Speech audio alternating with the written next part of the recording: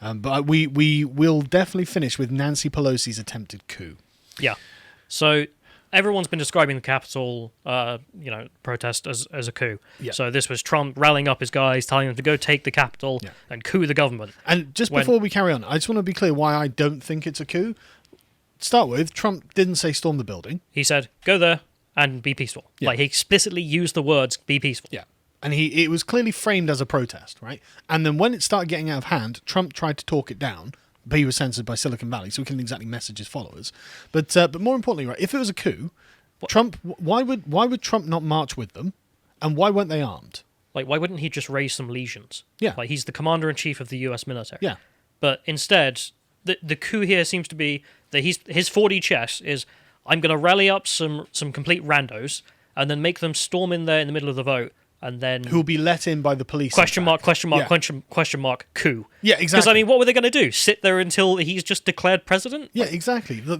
And the thing is, I watched a bunch of interviews with the protesters themselves. Nuance Bro, shout out to Nuance Bro, who personally went there and was just interviewing them. And they were working class Republicans. They didn't have a plan. They were like, well, what's going on? So, I don't know. I just came here to show support for Donald Trump. Like, there wasn't a plan for an insurrection. And you can see that by the fact that when they're wandering around inside, they're just prattling around. There's no like, oh, we're going to take this and then we're going to do that. No. There's nothing. There's just like, right, what do we do now? We're going to prank call from Pelosi's phone. What do you reckon's down this hall? I'm going to sit in the speaker's chair and wear my bullhorns. It's like, what the hell are you talking about? This is not a coup. No one is armed. They're not arresting the government. Trump didn't march on anything. This is not a coup. It's idiots who were allowed into the building in some instances. Yeah. So if that's a coup, it's the worst perpetrated coup in all of human history. Yeah. I'm going to wager. But the one Nancy Pelosi tried to pull off is one that actually is real. She tried to take control of the nuclear weapons of the United States, or at least get them out of the hands of the commander-in-chief. Yes. And, okay, I mean, that's pretty extreme. Like, Mad. This is not what Donald Trump was doing in response. He was not saying, I'm going to take control of the Senate. I am the Senate. Or something like that. That's not what happened. But that's literally what Joe Biden's going to do. Yeah. This attack on our democracy has left me scarred and deformed. That's what I'm expecting Joe Biden to come out with at this point. Because Alex Jones was right. Alex Jones is always right. But this is, if we can get the first Pelosi one up, from 2017. So it's not like she hasn't been hyping this up for a while. This is, let's just say, okay, everything the left says about Trump is right, and he needs to be deplatformed and all the rest of it. Okay, fine, I'll just accept all of that for a second. Well, in which case, what on earth is going to happen to everyone who tweeted in 2016? Because the Democrats' response to 2016 was, this is hijacked, the Russians have done this, or and so on and so forth. So the first one from Nancy Pelosi is just her saying, Our election was hijacked. There is no question. Congress has a duty to #protect our democracy and #follow the facts. So she doesn't accept that the election of Donald Trump was legitimate or it was in some way, fake. Yeah. And we need to follow the facts and then we'll find the truth. And their behavior through the entirety of Trump's presidency demonstrates this, that they didn't accept it. The Russia investigation, the impeachment, the Steele dossier, all of these other everything that they could throw at the wall, they threw, and they had 4 years of investigations, and nothing came of it. Yeah, Trump was a lot cleaner than I thought he would be. Frankly, I expected them to dig up something on Trump, but it turns out that Trump was actually, relatively speaking, a bloody angel by comparison. Is mad, actually, especially when you consider what Joe Biden's been taking from various actors, but we won't get into that here. Just two stacks Biden. Yep. That's what we call them. I mean, just to say personally, I'm not actually convinced of the idea that this election has been completely stolen or anything like this. But what, as someone who is sympathetic, can definitely say that there's enough sus things that need to be investigated, and therefore they should have their day in court. They should have their investigation, all the rest of it. That's what they had. They had the Russia investigation. Yeah. Nothing came of it. And if they did that now, if Joe came out and did that, and then there was nothing came of it, he could explain where every single anomaly. Fine, okay, then everyone can move on. But that's not going to happen. He can explain Never gonna happen. The Republican poll watchers being barricaded out of the Detroit polling center and then them blocking up the windows. Well, I'd love to hear that explanation. I'd love to see them in court trying to say that. But it explains to me how that's illegal, But that's the thing. Even, like I say, there's people say there's no evidence. That's the line from the media, right? Like, okay, there's evidence. There's video evidence of this or that thing, right? But there's no proof. It's just there's evidence of a thing, investigate it, and then you prove if it's true or not. Yeah. That's not going to happen. But Whereas with the Democrats, they got away with all this and there was no problems. They were not deleted off the internet for it. Yeah. Anyway, so let's get on to the nukes. So Like, who was talking about nukes before Nancy Pelosi's No one. insane mind goes, by the way, nukes? What, Pelosi? No one was talking about nukes. Just Nancy Pelosi came out of nowhere and demanded that the nuclear codes be given to, either someone else or her. I can't really figure. So this is AP source. Pelosi tells Dems that top military official assured her that steps are in place to prevent Donald Trump nuclear launch. But what if China see this? Like, right, okay, so for the next 2 weeks, the United States is a non-nuclear power. Yeah. That's not good news, is it?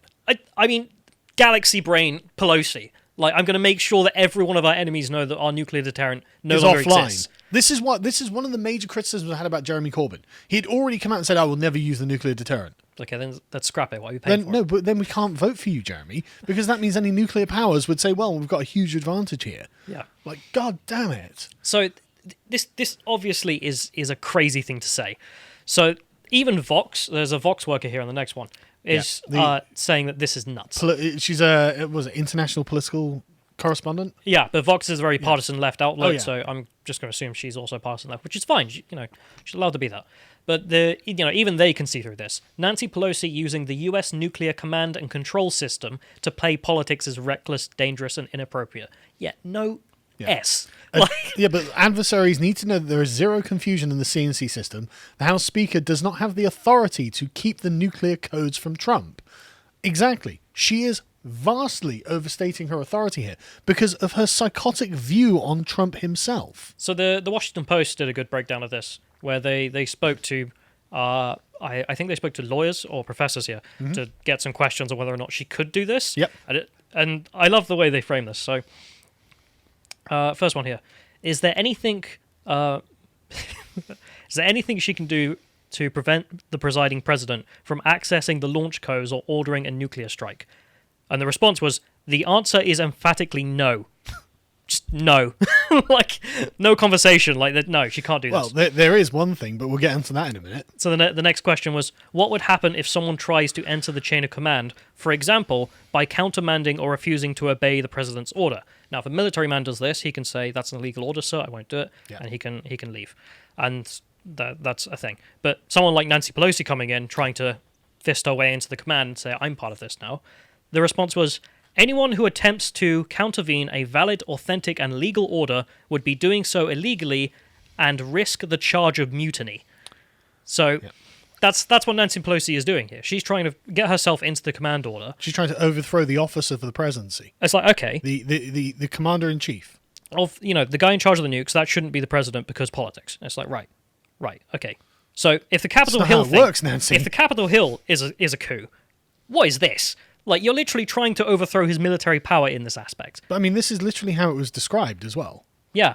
So there's one more thing I wanted to get from Politico, who did a breakdown of this. So they got a statement from the Defense Department, and their statement was, it makes America look weak and weakness is provocative. I don't think what Pelosi is doing is very helpful.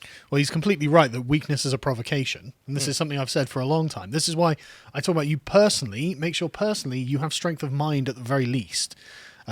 But yeah, so then the New York Times report on this was brilliant. I particularly enjoyed this. But just a quote from it, some Defense Department officials clearly resented being asked to act outside of the legal authority of the 25th Amendment and saw it as more evidence of a broken political system. Yeah, no kidding. Right, Mr. Trump, they noted, is still the commander-in-chief. Unless he is removed, the military is bound to follow his lawful orders. While military officials can refuse to carry out orders they view as illegal, they can't remove the president from the chains of command. That would amount to a military coup, the official says. So it's like, right, Nancy Pelosi has actually called for a military coup in the United States against Donald Trump because she can't accept that he won. Like, she wrote to the House Dems that this was happening, and then she wrote to, I think it was Vice President Pence, to try and ask him about it as well. Yeah. I was like, right, okay. And he didn't get back to it, did he? I don't believe he did. Then she put out a statement whining about it on Twitter. He said no. It's like, yeah, no S, like... On the plus side, Nancy, Baked Alaska's on the other line. But I just can't get over the gall of this. Like, the narrative in the media at the moment is like, this is the worst thing since 9/11. This has to be dealt with. Meanwhile, unironic coup going on, at least attempted. Attempted coup by Nancy Pelosi. And just, nada, don't talk about this. Like, good on the New York Times for actually writing something about this. Yeah. So this is, people have tried to interpret this as her, maybe she's not serious in which case you shouldn't be messing with this. And yeah, why is she doing any of this if she's not sick? Oh, this is a big lark, isn't it? Yeah. Not really, Nancy. The defense I've heard is basically she's LARPing, and she's LARPing for the purpose of trying to get the impeachment. So she's pushing for impeaching Trump, obviously, Yes, she because is, yeah. they always are. I mean, you remember they did it. Well, they've already done it, yeah. Or tried, anyway. Yeah. So, and this one is, she wrote in to her friend saying, if President Trump doesn't immediately resign, I have instructed the Rules Committee to be prepared to move forward with the 25th Amendment legislation and a motion for impeachment. So she's going for impeachment. But this requires Pence's assent, as I understand it. The 25th Amendment, as I understand it, is the Vice President's ability to do it. The 25th, I think, yes. Yeah. So that's the Vice President saying, I don't think the President can be a reasonable person. And then the other option she's got is to go through the House, get a vote on it there, and then take it to the Senate, and the Senate impeaches or not. That's just my understanding. And seemingly Pence is actually not that stupid, and he's like, no, we're not doing this. So she's already started doing the votes in the House. Yeah. But I wanted to play a clip, if we've got it, of Nancy, just her mental state. She gave this interview, I think it was yesterday or the day before, about her position on Trump, and it's she telling. looks insane. Just by the screenshot there, the first frame, she looks mental. Her words are worse, so let's get to them. Madam Speaker, who is running the government of the United States? We have a pandemic. We just had this horrendous act of violence up here. Mm-hmm. We had a Russian hack of our institutions. Is anybody running the executive branch of the government? Who is running the executive branch? Well, sadly, the person who's running the executive branch is a deranged, unhinged, dangerous president of the United States. And only a number of days until we can be protected from him. But he has done something so serious that there should be prosecution against him. Well, I gather that the 25th Amendment is off the table. No, it isn't. Nothing is off the table. Okay, there'll be a few days until we're protected from him. Yeah. And he's done something so serious it deserves, impeachment or whatever she said. Yeah. Like, at the same day that she's trying to access the nuclear codes. And she's trying to orchestrate a coup against the president. And the thing is, I mean, project much, Nancy? Like, that's, he's deranged and dangerous to all of us. She says with wide eyes. Yeah, exactly. Exactly. I mean, you look like you fit that bill, but on the plus side, your hair looks fantastic. It's Nancy. So, all of that time breaking lockdown, that was really well spent. So the Republicans are begging the Democrats not to do this. Yeah. I mean, even just on the lines of, this is not good for the country, which obviously isn't. So you wrote some notes about this. I didn't get time to read. Yeah, so, basically, a group of 7 Republicans said a second impeachment only days before President Trump will leave office is as unnecessary as it is inflammatory. The impeachment would undermine your priority of unifying Americans and would be a further distraction to our nation at a time when millions of fellow citizens are hurting because of the pandemic and the economic fallout. Mitch McConnell had sent a memo around saying that the upper chamber won't start impeachment trial until Biden is president unless 100 senators agree to a hearing. And this was a clip of Lindsey Graham. Now, Lindsey Graham got attacked, accosted, not attacked physically. I think he was walking to a plane. He was in an airport, came, who were Trump supporters around him and started shouting at him. Yeah, yelling that he was a traitor, and they were furious at him because that's how they see things. Yeah, which you shouldn't do. He's in public. Yeah, of course not. Right? We've always said don't harass people. End of story. But at the end of the day, if this is just happening to these people, this is happening, and we don't have any control over it. But not as bad as Ted Wheeler, who got physically assaulted by Antifa in Portland when he was out. They say punch a Nazi. And Ted Wheeler apparently fits that bill. According to Antifa. According to Antifa. But yeah, so Lindsey Graham, this was recent after he'd just been attacked, not long afterwards, where he went on Fox News, and you can see the redness of his eyes. He says that he's been speaking to Trump, and this was, if we can play the clip. I'm calling on President-elect Biden to pick up the phone and call Nancy Pelosi and the squad to end the second impeachment. President Trump gave a statement last night that was helpful.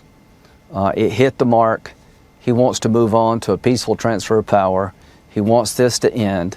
I've been with him most of the day. He's going to focus on his agenda, his successes for the American people in the next few days. But Joe Biden said it's up to Congress regarding impeachment.